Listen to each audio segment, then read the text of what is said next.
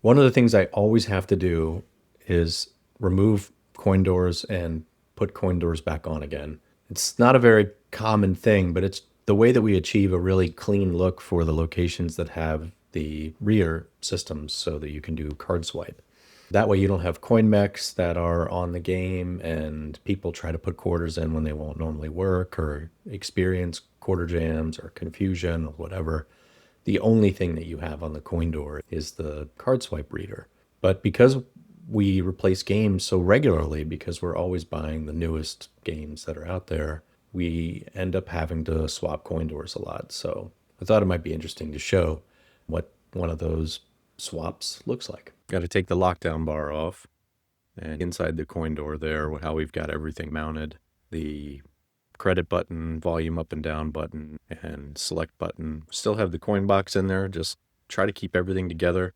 Obviously got to take all the balls out before I tilt the playfield up. It's easier to get access to the 4 bolts around the coin door with the playfield all the way in the upright position. So just taking balls out so I can put the playfield all the way up. And there's the original coin door. You can see it's got the Elton John sticker on it and everything, and keep the keys with it so we can just pop it right back on the space for a dollar bill validator if ever wanted it. But we, at this location, primarily use just the card systems. And you can see in the background there how clean it looks when you use these blank coin doors that we drill out custom for just the card readers. First step is to remove the admin interface, the control interface there from the coin door so that we can swap it back over to the original coin door. And in this case, this game was a low performing game, and we let the community know that it was on its way out if it didn't start earning better. We changed the LEDs around the reader to be yellow to let people know that it's a low performer, last chance. But it did really well for us over the last couple of years, but just over the past few months, just has fizzled out. So putting the screws back in the door so that whenever we take the coin door to the next game, it's all together, and then just going to swap it over to the new one here in a second. I used this bit kit. It's pretty handy. Of course, I'm missing the flipper bit. I need to replace that because I either broke it or lost it, but I carry this with me, and then it's just got a portable socket, but it's just 4 bolts. I'll show you what it looks like there.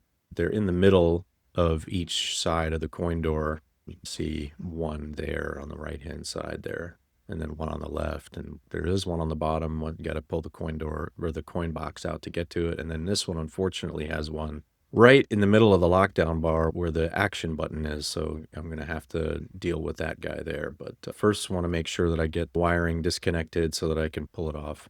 So starting on the first bolt here, and just, you get the idea. Yeah, like I said, you got to pull the action button off. A couple of small little nuts that keep that on the lockdown bar, and just so that I can get access to the top bolt. As soon as I get that off, you can see the bolt that's just right under the action button. And just pop that guy off. So just the 4 bolts. So once I get that bolt out, I can pull the whole frame assembly off. Wires are still attached, so got to be careful with that. Basically, you've got a regular harness just for the 12-volt hot power ground, and then there's coin switch wiring as well. So it knows when you swipe the card on the reader how to coin the game up. There's a couple of different configurations with the Amusement Connect system that we use, but this one's kind of straightforward. It's just 3 or 4 wires.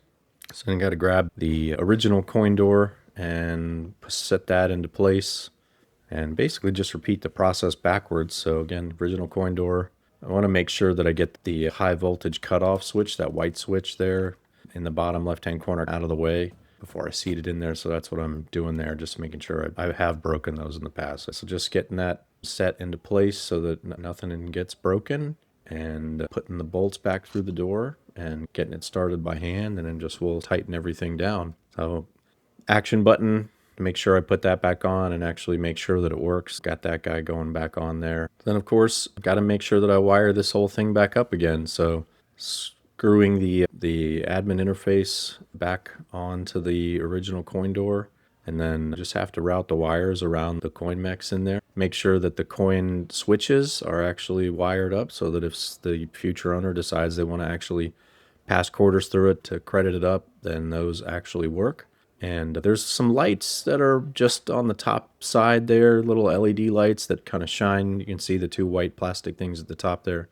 that just kind of shine through the coin reject buttons, the yellow coin reject buttons, just so you can see, illuminate the coin entry. So that's that, just routing the wires around appropriately and getting everything nice and snug in there. And now that the coin door is back on, I'm just obviously grabbing my tools out of the game. Can't tell you how many times I've accidentally left screwdriver, whatever else, the playfield back down. The other thing I typically always forget is to put the balls back in. It always happens, so grabbing the lockdown bar and putting that back on. Thanks for watching.